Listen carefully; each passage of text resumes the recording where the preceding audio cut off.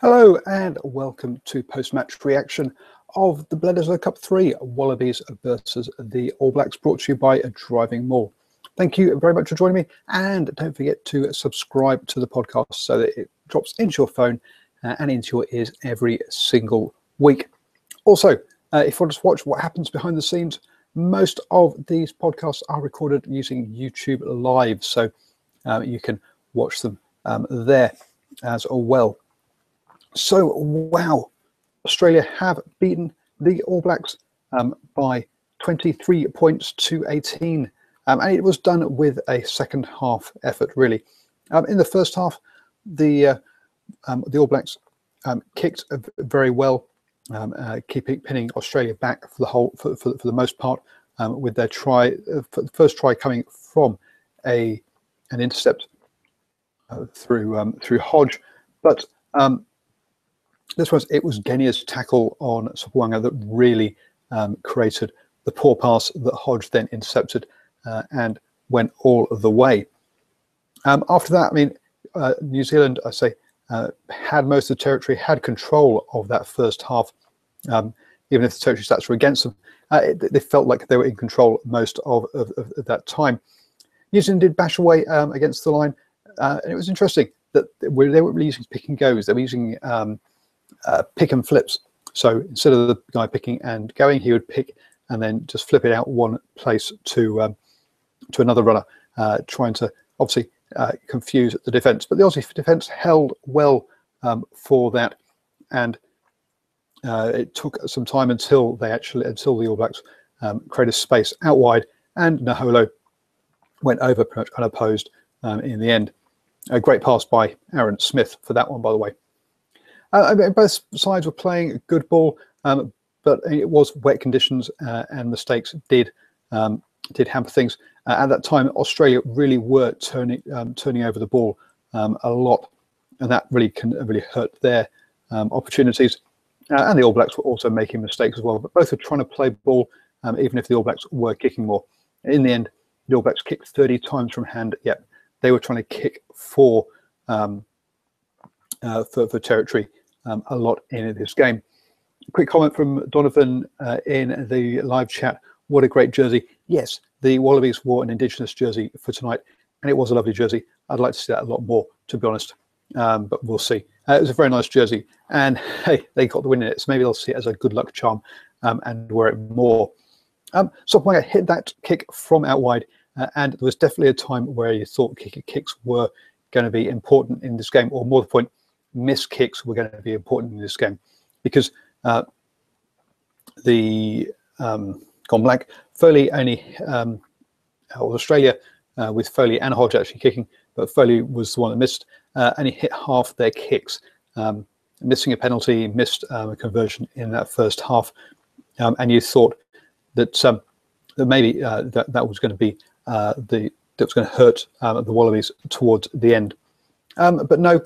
In the end, the Wallabies scored on half time. They got a try, and I've gone blank because I just realised I didn't put that one try in my notes. So I'm going to have to go back to my Twitter feed to see what I wrote about it at the time. But eventually they got the try on half time, and I say Foley missed the kick, which meant that they went in 1 point down rather than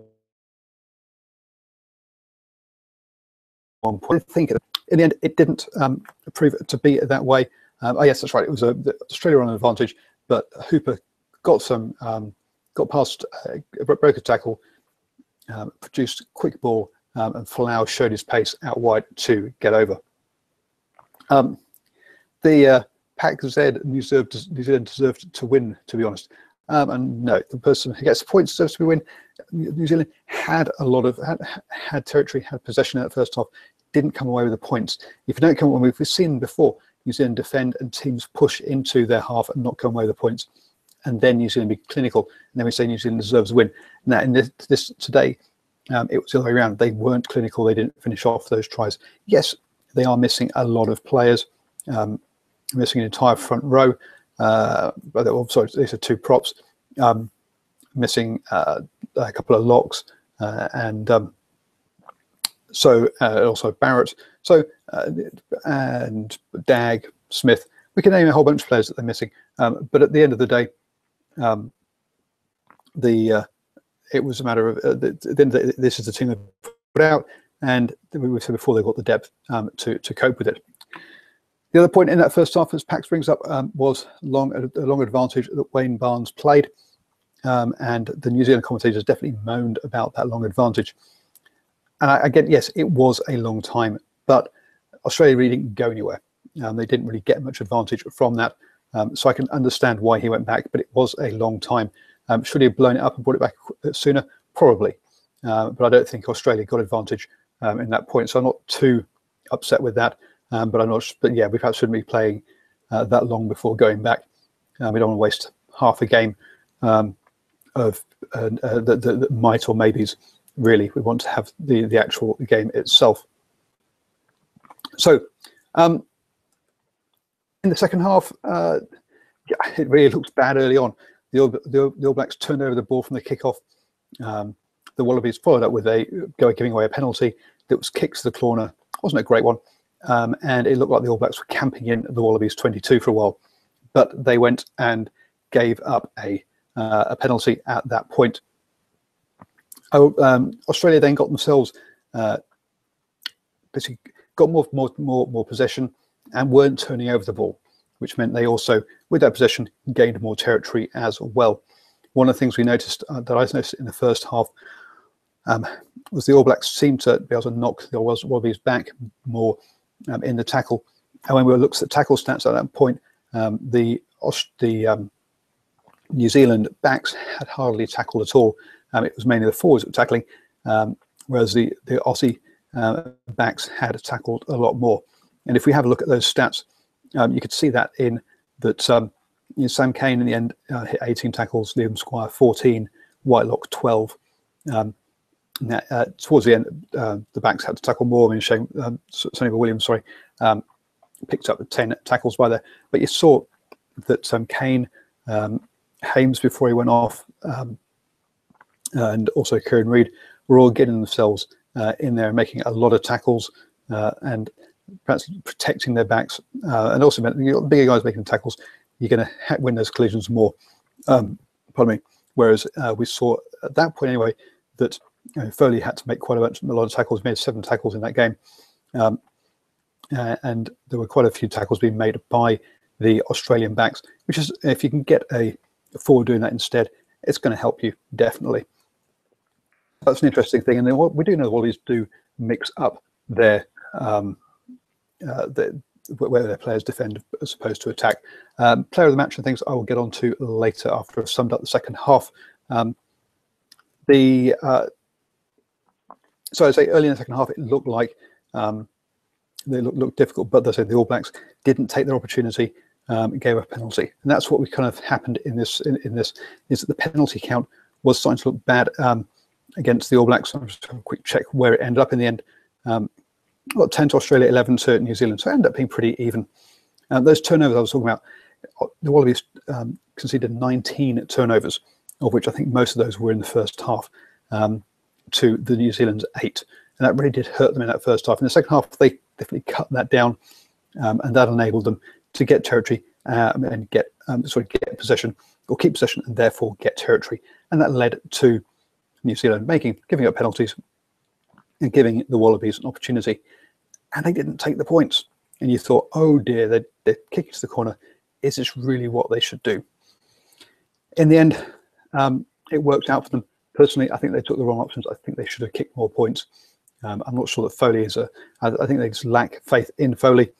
But in the end, I mean, Corabetti did get outside and score what I think was basically a league try. There was no way David McKenzie was ever going to stop Corabetti out there.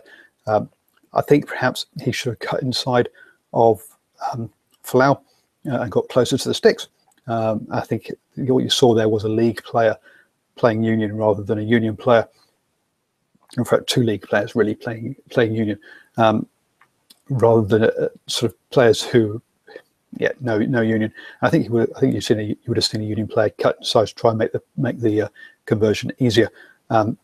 as it was way out wide, and was I think it was, I can't remember if that was one was made or missed. Actually, yeah, he missed 2 conversions. So, yeah, yes, that was missed again. So points left out there by Australia. So they could have won this more comfortably. Rico scored a really good try down the line after a Sonny Bill offload, and Kieran Reid released him. Not much space, and really showed his finishing ability.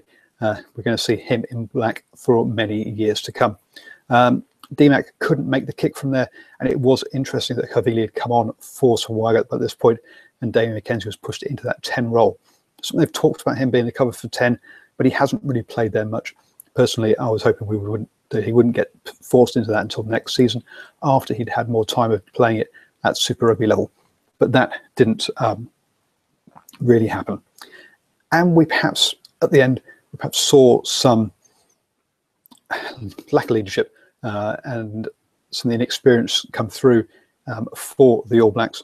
Sonny Bill Williams tried a grubber, which really was not the right option. Time was running out. The All Blacks needed to keep the ball in hand, go through the phases and wait until there was an opportunity, not try and force things with the grubber that he tried. And then we had one of the reserve props, who hasn't got that many caps to his name, blocking a player and giving up a penalty, which allowed Hodge to put a long-range kick and stretch the lead out from 2 points to 5. At the end, that meant that obviously the All Blacks had to get the ball back from there, but also had to score a try. And in the end, Kane knocked it on. Would they have done something different and try and work a drop goal if they're still just 2 points behind? Who knows? We'll have to wait. We can't wait and see, can we? We'll never know what would have happened. But there were definitely a couple of poor mistakes, poor thought process, rather than between what Sonny Bill's grubber and the prop blocking. But were beast people had here making mistakes under pressure at the wrong time. In the end, Kane knocks it on, but he got through. He was the guy who I thought did show some good leadership at the end. The All Blacks got a penalty with time up, and the first thing he did was grab the ball and hold it and just stand there. No one was going to take it off him. No one was about to take a quick tap penalty, which was the right call to make at that time. And then they kicked the corner and tried to try to go through the phases after a line-out, but it just didn't work out. So I think he showed good leadership. Yes, he knocked the ball at the end, made the little error, but players do knock on. If we're talking about players that stood out, clearly Folau did for Australia. Again, the more he gets the ball in his hands, the more Australia seem to go well. They really do. And something we've sort of shown before is how this Australian attack works. Just quickly run through it. Genia passed the ball 100 times. Foley passed the ball 27 times. Beale passed the ball 18 times. Reece Hodge passed the ball 0. Kieran Droney passed the ball 0. Corey Bettich passed the ball 0. And Folau 5 times.